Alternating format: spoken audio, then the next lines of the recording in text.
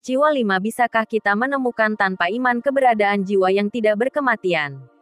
Mengilustrasikan dan ditranskripsikan. Dapatkah kita menemukan tanpa memiliki iman keberadaan jiwa kita dan jiwa yang kekal dalam diri kita? Gereja Katolik menanggapi ini. Ya, kami bisa. Pikiran kita dapat menemukan hal-hal tertentu yang penting bagi iman. Jadi itu juga menjadikannya sebagai artikel iman. Tetapi kecerdasan meminta kita, karena kita dewasa dan kita harus cerdas, untuk berusaha menemukan untuk diri kita sendiri. Jadi ada cara mendalam yang dilakukan. Misalnya dengan filsuf Aristoteles, seorang filsuf realis. Dia mulai dari pengalaman dan dia berkata, kita melihat dalam diri kita 3 derajat kehidupan, tingkat kehidupan biologis, tubuh kita yang teraba dengan kemampuan pertumbuhan, pernapasan, nutrisi, reproduksi ini. Kita dapat melihat bahwa tubuh ini dapat rusak, mati dengan kematian.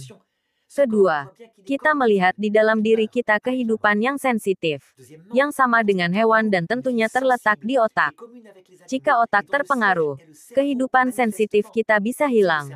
Jadi menurut Aristoteles, jika kehidupan sensitif ini dihubungkan dengan otak, itu karena ketika otak mati maka akan hilang juga. Tetapi kita melihat di luar kehidupan yang peka ini, selalu ada sebagai objek, hal-hal sensitif. Seperti melihat objek ini. Ini adalah objek material sehingga gambarnya sensitif. Ada di mata saya. Melewati organ, Jadi kita perhatikan bahwa ada dalam diri kita 2 fakultas yang objeknya, meskipun menggunakan gambar, tidak sensitif. Jadi saya akan memberi contoh dengan kecerdasan. Bayangkan, misalnya, kita ingin memahami pengertian tentang ketidakterbatasan. Tubuh yang tidak terbatas. Itu tidak ada tanpa batas. Lalu bagaimana? Kami mencoba mencari tahu. Sangat sering. Kita menganggapnya sebagai tubuh yang sangat besar. Dan kemudian kita menambahkan bit, Jadi, kami membayangkan bahwa kami akan menambahkan tujuan tanpa henti. Jadi itu tidak akan terbatas. Karena itu kami menggunakan gambar. Tubuh yang sangat besar. Tetapi di luar gambaran ini, kami memahami gagasan tentang ketidakterbatasan. Makhluk yang tidak memiliki batas. Dan itu tidak bisa direpresentasikan. Kita dapat mewakili tubuh yang terbatas. Tetapi kita dapat memahami apa itu tubuh yang tidak terbatas, tanpa dapat menggambarnya. Oleh karena itu pemahaman ini, konsep ini, melampaui sisi tubuh, bahkan jika ia menggunakannya. Sekarang mari kita ambil contoh. Di bagian pikiran lainnya, keinginan. Ketika seorang pria muda bertemu dengan seorang gadis muda, dia akan mencintainya karena dia cantik, karena dia menariknya. Jadi afektivitas sensitif, yang biasa terjadi pada hewan, ikut bermain.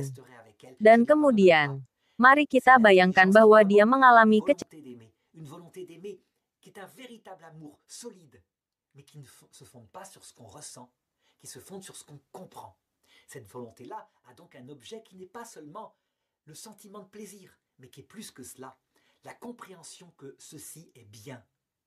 Alors nous avons 2 facultés qui dépassent la matière. Leur objet n'est pas que matériel, même s'il s'appuie sur les aides du cerveau. D'ailleurs, la science moderne le reconnaît un petit peu. Nous constatons que nous n'avons pas d'ADN radicalement nouveau avec les singes. Notre cerveau est quelquefois moins performant. Et pourtant, même s'il n'y a pas d'ADN de l'intelligence et de la volonté, nous constatons qu'elles existent. Nous pouvons l'exercer et pas l'animal qui toujours, quand il comprend des choses sensibles, des choses qu'il peut s'imaginer.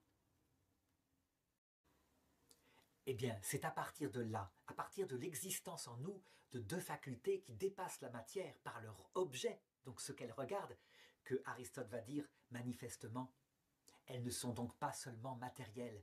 Leur cause, l'intelligence et la volonté en nous, dépassent la matière. Elles viennent d'ailleurs, elles sont d'ordre spirituel.